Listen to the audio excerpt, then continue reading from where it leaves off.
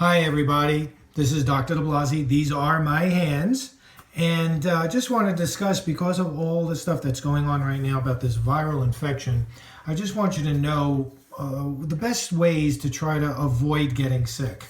And most people do not know this, but 1 in 5 wash their hands after going to the bathroom. This is horrible. So, not that we're all walking around with germs and diseases and everything else, and we might be, but wash your hands as often as you possibly can. And this is per the CDC, but I've actually added a couple of little things just from my knowledge, and just want to let you know the ways to wash your hands. So I'm going to lift up my sleeve just a little. I'm going to turn on the hot water. The reason is the hot water actually opens up the pores of your hands so that you can actually cleanse better. So right now I got my hands wet. I'm going to turn the water down a little bit using my hands, best thing I can do at this point. I'm going to add some soap, and now I'm going to start to rub my hands together, getting the soap all over. So first, I'm going to rub palm to palm. As you notice, I'm going palm to palm. Then I'm going to go in the backs of my hands, and now in between my fingers. See, the more times you do it, the better it gets. I'm even going to do my thumbs. I'm going to do all the fingers, just so that I make sure I get every little crevice. Then what I'm going to do is I'm going to put my fingertips into the palms of my hand.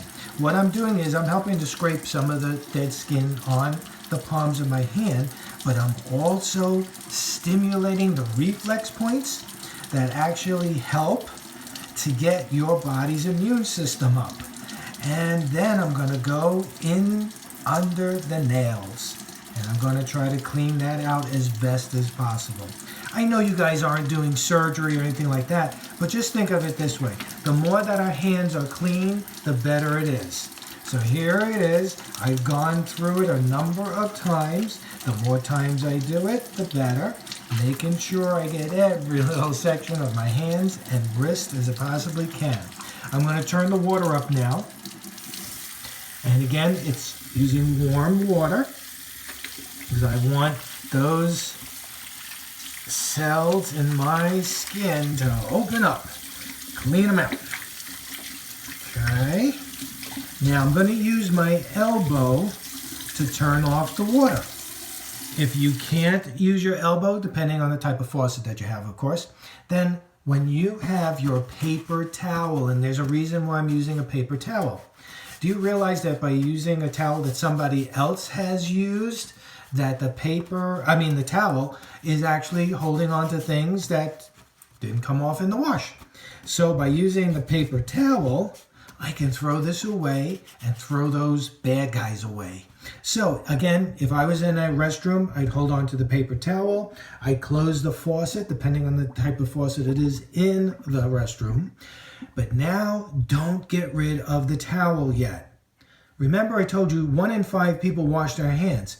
That means 4 people left while I was washing my hands, and they touched the doorknob.